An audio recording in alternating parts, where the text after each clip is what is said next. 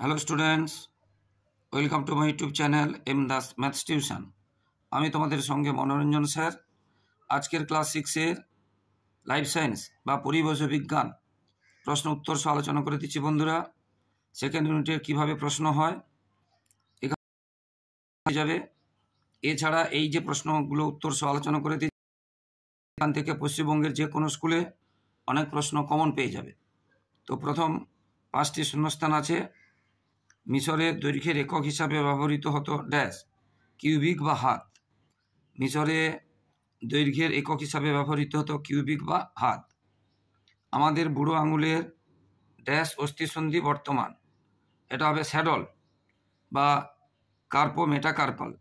Saddle অস্থিসন্ধি বা কার্পো metacarpal. এবারে বৃদ্ধিবাহী সময়কে কি বলা হয়? বৃদ্ধির হার। বৃদ্ধিবাহী সময়কে কি বলা হয়? বৃদ্ধির হার। বাম অলিন্দ বাম নিলয়ের মাঝে ড্যাশ কপাটিকা বর্তমান, দ্বিপত্র বা বাইকাস্পিড। সূর্যের সৌরশক্তি খাদ্যের মধ্যে ড্যাশ শক্তিরূপে জমা থাকে, স্থৈতিক শক্তিরূপে। সৌরশক্তি রাসায়নিক শক্তিতে রূপান্তরিত হয়ে স্থৈতিক শক্তিরূপে খাদ্যের মধ্যে জমা থাকে। এবারে ট্রু বা মিথ্যা। ওজন পরিমাপ করার সাধারণ তুলা যন্ত্রে, এটা মিথ্যা। সাধারণ তুলা যন্ত্রে হয় ভর আর ওজন হয়, তাহলে ওজন পরিমাপ করা হবে মিথ্যা। ওজন কোন যন্ত্রে পরিমাপ করা হয়? না আনুমানিক পরিমাপ দ্বারা ওষুধ তৈরি হয় না। ওষুধ তৈরিতে সঠিক পরিমাপ দরকার। আনুমানিক পরিমাপ দ্বারা ওষুধ তৈরি করা, তাহলে এটা মিথ্যা। আমাদের স্বাভাবিক হৃদস্পন্দন মিনিটে 70 থেকে 80 বার, হ্যাঁ এটা সত্য। আমরা গড়ে 72 বার বলি, মিনিটে 70 থেকে 80 বার। বুঝতে পেরেছ? আমরা টেনে ড্রয়ার বন্ধ করি, এটা ড্রয়ারকে আমরা টেনে বন্ধ করি না, ড্রয়ারকে আমরা ঠেলে বন্ধ করি, তাহলে এটা হবে মিথ্যা। আমরা ড্রয়ারকে টেনে খুলি, এটা বলছে টেনে বন্ধ করি, তাহলে এটা মিথ্যা। মহাধমনী দিয়ে দূষিত রক্ত সারা দেহে ছড়িয়ে পড়ে না, মহাধমনী দিয়ে বিশুদ্ধ রক্ত সারা দেহে ছড়িয়ে পড়ে, তাহলে এটা মিথ্যা। মহাধমনী দিয়ে বিশুদ্ধ রক্ত সারা দেহে ছড়িয়ে পড়ে, এটা বুঝতে পেরেছ? তাহলে এখানে দূষিত আছে, তাহলে এটা হবে মিথ্যা। এবারে বাম পক্ষ ডান পক্ষ। উদ্ভিদের বৃদ্ধির পরিমাপ করা হয় অক্সানোমিটার। উদ্ভিদের বৃদ্ধি পরিমাপ করা হয় অক্সানোমিটার। ইলেকট্রিক ইস্ত্রি চালু করা হয় তড়িৎ শক্তি থেকে তাপ শক্তি রূপান্তরিত হয়। ইলেকট্রিক ইস্ত্রিতে তড়িৎ শক্তি তাপ শক্তিতে রূপান্তরিত হয়। সর্বভূক প্রাণীকে কাক, মানুষ, এগুলো হচ্ছে, এবং ময়ূর, এগুলো হচ্ছে সর্বভূক প্রাণী। রক্ত জমাট বাঁধতে সাহায্য করে অনুচক্রিকা। রক্তের কোন কণিকা? না অনুচক্রিকা। অনুচক্রিকা। অক্ষীয় কঙ্কাল। অক্ষীয় কঙ্কাল কি? বক্ষ পিঞ্জর, মানে মূল যে অক্ষ মেরুদণ্ডের সঙ্গে থাকে, এই জন্য অক্ষীয় কঙ্কাল বলে, বক্ষ পিঞ্জর।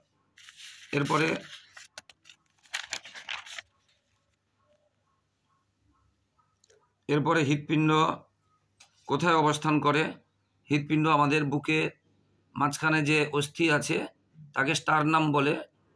বুকের মাঝখানে যে অস্থি আছে সেই স্টারনাম। স্টারনামের পেছনে সামান্য বাঁ দিকে, বা আমরা বলবো বুকের বাম দিকে, বুকের মাঝখানে একটু বাম দিকে, সামান্য বাম দিকে, বা স্টারনাম অস্থির পেছনে সামান্য বাম দিকে। পেসমেকার কেন বসানো হয়? হৃৎপিণ্ডের যে স্বাভাবিক সংকোচন প্রসারণ ক্ষমতা যদি কমে যায় বা অনিয়মিত হয়, তখন পেসমেকার বসানো হয় হৃৎপিণ্ডের সংকোচন প্রসারণ ক্ষমতাকে ঠিক রাখার জন্য। দুটি সচল অস্থিসন্ধির নাম হাঁটু এবং কনুই। সচল অস্থিসন্ধি হাঁটু এবং হয়েছে কনুই। এবারে লব্ধ রাশি বলিতে কি বোঝো? মূল রাশি এবং লব্ধ রাশি, মানে একাধিক রাশিতে গঠিত রাশিকে বলবো আমরা লব্ধ রাশি। যেমন ধরো ক্ষেত্রফল দৈর্ঘ্য গুণ প্রস্থ, তাহলে এটা লব্ধ রাশি। আয়তন দৈর্ঘ্য গুণ প্রস্থ গুণ উচ্চতা, তাহলে এটা হবে লব্ধ রাশি। কিন্তু শুধু দৈর্ঘ্য বা শুধু সময় বা শুধু ওজন, সেটা হবে মূল রাশি। আলোর তীব্রতা মাপার একক ক্যান্ডেলা। আলোর তীব্রতা মাপার একক কি? ক্যান্ডেলা। তরলের আয়তন মাপক যন্ত্র চিত্র আলোচনা করো, মাপক চঙ্গের ছবি আঁকতে হবে। মাপক চঙ্গের ছবি এরকম করে তোমাদের মাপক চঙ্গের যে ছবি আছে এরকম আঁকতে হবে, ভালো করে আঁকবে। আমি এমনি জাস্ট এবং এইগুলোতে দাগ দেওয়া থাকবে, এইগুলোতে এইটা মাপক চঙ্গের ছবি বইতে আছে, তোমরা আঁকবে। এবারে নবীকরণযোগ্য ও অনবীকরণযোগ্য শক্তির মধ্যে দুটি পার্থক্য লেখো। নামের মধ্যেই পার্থক্য আছে। নবীকরণযোগ্য মানে সেই শক্তিকে পুনরায় কি হচ্ছে ব্যবহার করা যায়, যেমন সৌরশক্তি আজকে থাকলো 1 বছর থাকবে, 1000 বছর থাকবে, 1 লক্ষ বছরও থাকবে সৌরশক্তি। বায়ু শক্তি এগুলোকে নবীকরণযোগ্য শক্তি। আর অনবীকরণযোগ্য শক্তি বা অচিরাচরিত বা অপ্রচলিত শক্তি বলে, বা এগুলোকে জীবাশ্ম জ্বালানিও বলে, যেটা অনবীকরণযোগ্য বেশিরভাগ ক্ষেত্রে। যেমন ধরো কয়লা পুড়িয়ে দেওয়ার পরে তাকে আর ব্যবহার করা যায় না শক্তির জন্য, বা পেট্রোলিয়াম বা খনিজ তেল বা কেরোসিন এগুলো ব্যবহার করার পরে মানে পুড়িয়ে দেওয়ার পরে নতুন করে আর পোড়ানো যায় না, এগুলো অনবীকরণযোগ্য। এবারে 10% সূত্র কে প্রবর্তন করেন? না বিজ্ঞানী লিন্ডেম্যান, ভীষণ ইম্পর্টেন্ট 10% সূত্র। না জীব তার যে খাদ্য সংগ্রহ করে বা যে শক্তি সংগ্রহ করে তার 90% খরচ হয়ে যায়, আর 10% তার দেহে জমা থাকে। পরবর্তী জীব খাদকের সম্পর্কের ভিত্তিতে সেই 10% পায়। একটি খাদ্য শৃঙ্খল চিত্রের সাহায্যে দেখাতে বলেছে।